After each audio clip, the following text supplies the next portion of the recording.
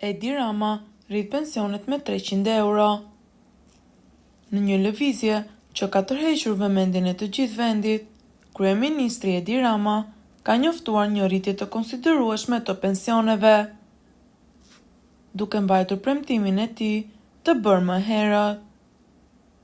Sipas njoftimit zyrtar, që nga data 1 tetor, çdo pensionist në Shqipëri do të marrë një shtesë prej 300.000 lekësh të vjetra, ekuivalente me rreth 300 euro në pensionin e tyre mujor.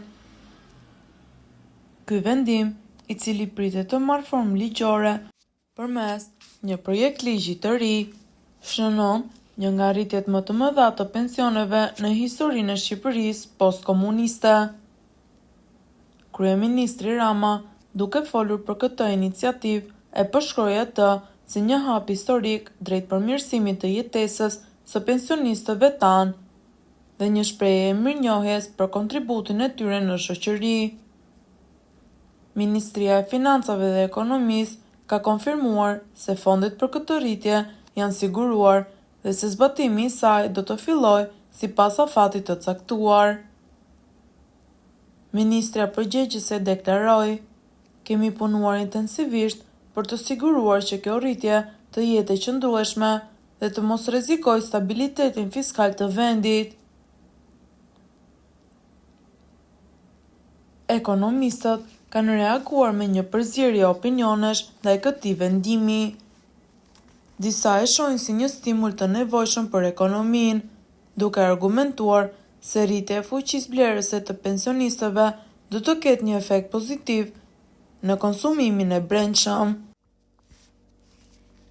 Arben Malaj, ekonomist i njohur, komenton: "Kjo rritje mund të sjellë një injektim të rëndësishëm në ekonomi, veçanërisht në zonat rurale, ku pensionet shpesh janë burimi kryesor i të ardhurave për familjet." Nga ana tjetër, disa ekspertë shprehin shqetësime për impaktin afatgjatë në buxhetin e shtetit.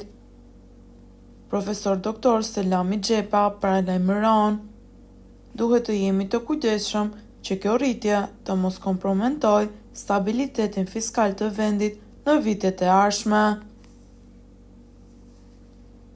Është e rëndësishme të kemi një plan të qartë për financimin e qëndrueshëm të kësaj rritjeje."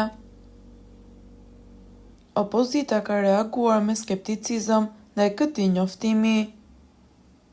Përfaqësues të partive opozitare e kanë quajtur këtë lëvizje populiste dhe kanë kërkuar më shumë transparencë rreth burimeve të financimit. Ata argumentojnë se kjo rritje mund të çojë në rritje të borxhit publik ose në rritje të taksave në të ardhmen. Shoqatat e pensionistëve nga ana tjetër kanë shprehur entuziazëm për këtë vendim.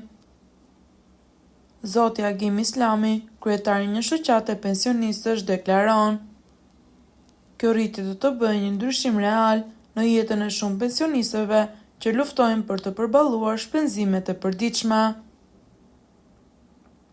Është një hap i madh drejt dinjitetit për të moshuarit tanë."